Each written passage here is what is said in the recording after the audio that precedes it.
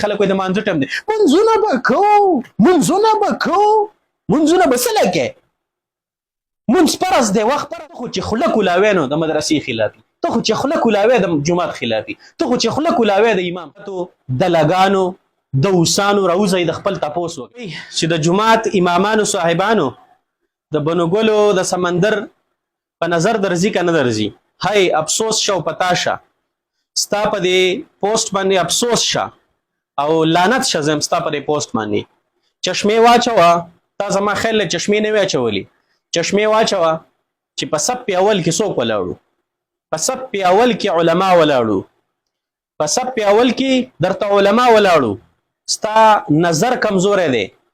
تا ته د مولا زور په نظر درځي که نه درځي دا تاله چې زور درکلی دی دا دی مولا درکړی دی ځکه تاسو شرپسند خلک یئ د دې ذموار هم تاسو یئ تاسو له چې زور درکوي مولای درکوي تاسو له بل هېڅ څیز زور نه درکوي چې تاسو مولا نه یې چیړلی تاسو طالب نه یې چیړلی تاسو جومات او مدرسه نه یې چیړلي تاسو مړه اوس را باندې بل سوی تاسو باندې وخت تیریږي په تاسو باندې ساعت تیریږي بې غیرتو د لګانو د اوسانو راوځئ د خپل تپوس وکئ مړه تاسو په امامانو پسې نښتي یئ د لګانو په صف اول کې سره مولا ولاړي چې سخته د باندې راشي مولا د سره ولاړي او بیا تاسو راپاسئ چې د جوماتونو امامانو صاحبانو د بنوګل د عوام په نظر درځي که نه درځي افسوس شه او پتا شه په صف اول کې د بنوګل علما ولاړو تا ته چشمې نه وي چشمې واچوه لږ په عمیق نظر وګوره لږ ځان پوهه کا په خبره باندې تاسو نشنلیان چې کوم دی اوس ټول نشنلیان ستا د لاسه بدنامیږي د ایمل ولي د لاسه بدنامیږي ستاسو د لاسه ټولو نشنلیانو ته ګوته نیول کیږي ولې دا امام ذموار دی ردي د امن چغه خو امام والی ده د امن چغه امام والی ده چېره امن دی راشي نن په څومره جوماتونو کې د امن خبره شوې ده د امن په باره کې خبره شوې ده چېره د امن دی راشي زمونږ په وطن کې مونږ امن غواړو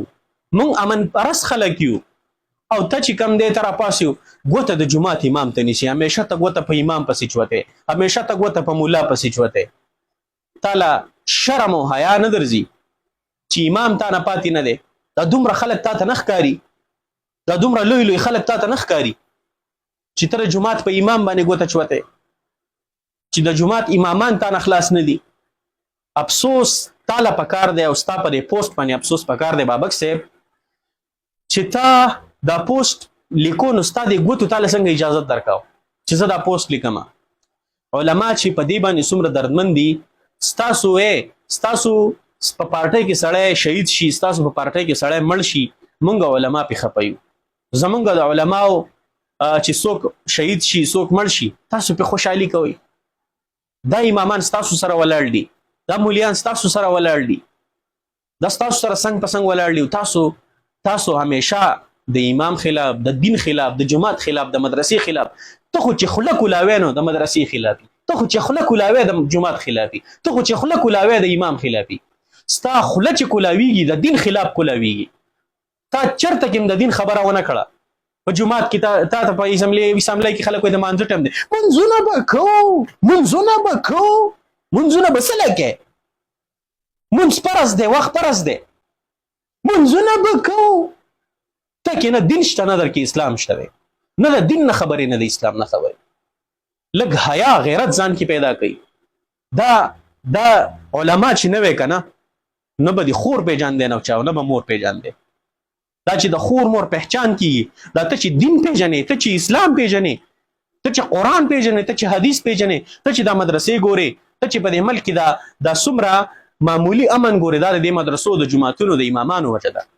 که نه تاسو د لاسه دا ملک تاسو نه سورانو